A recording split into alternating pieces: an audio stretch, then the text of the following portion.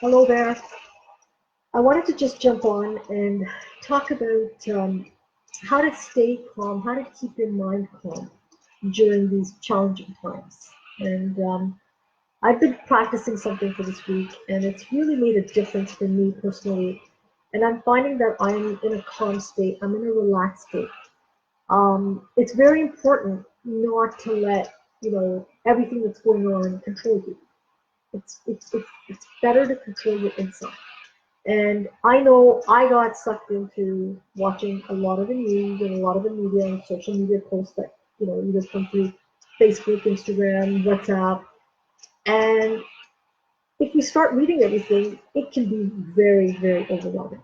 And right now is the time we want to stay calm and we want to stay relaxed.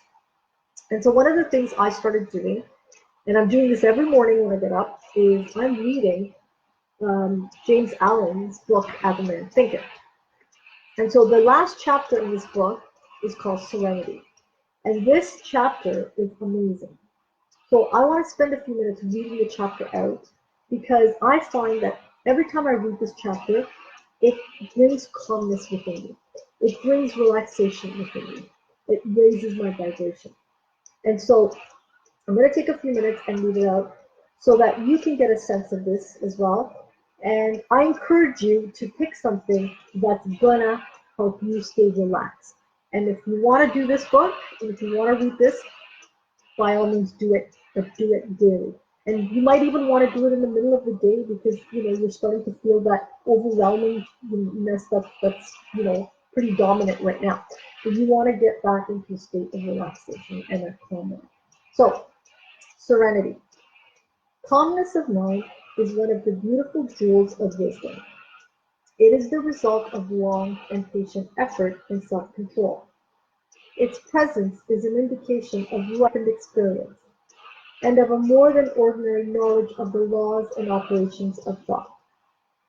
A man becomes calm in the measure that he understands himself as a thought-evolved being, for such knowledge necessitates the understanding of others as the result of thought.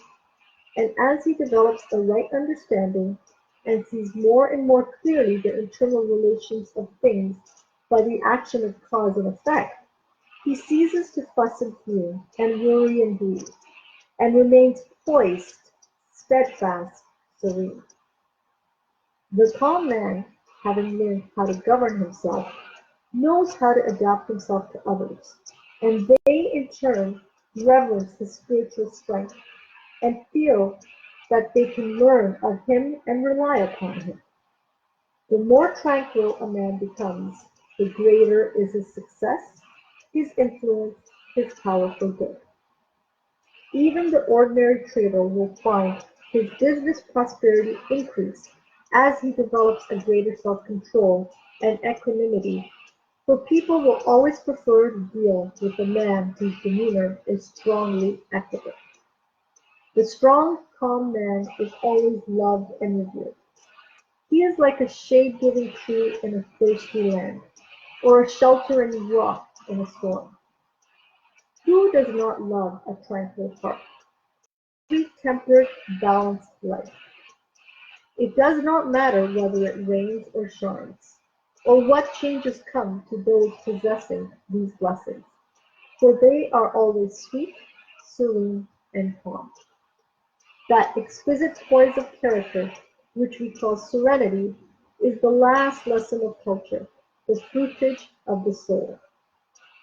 It is precious as wisdom, more to be desired than gold, than even fine gold.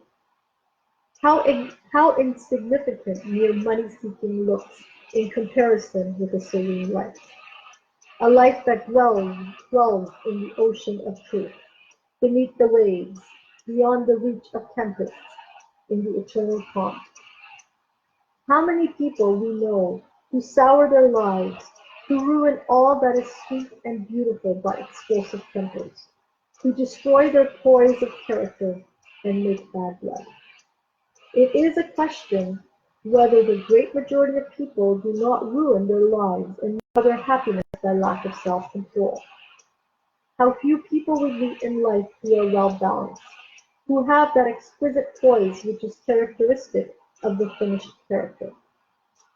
Yes, humanity surges with uncontrolled passion, is tumultuous with ungoverned grief, is blown about by anxiety and doubt. Only the wise man, only he whose thoughts are controlled and purified, makes the winds and the storms of the soul obey him. Tempest-tossed souls, wherever you may be, under whatsoever conditions you may live, know this: in the ocean of life the isles of blessedness are smiling, and the sunny shore of your ideal awaits your coming. Keep your hand firmly upon the helm of thought. In the bark of your soul reclines the commanding master. He does but sleep. Wake him. Self-control is strength. Right thought is mastery.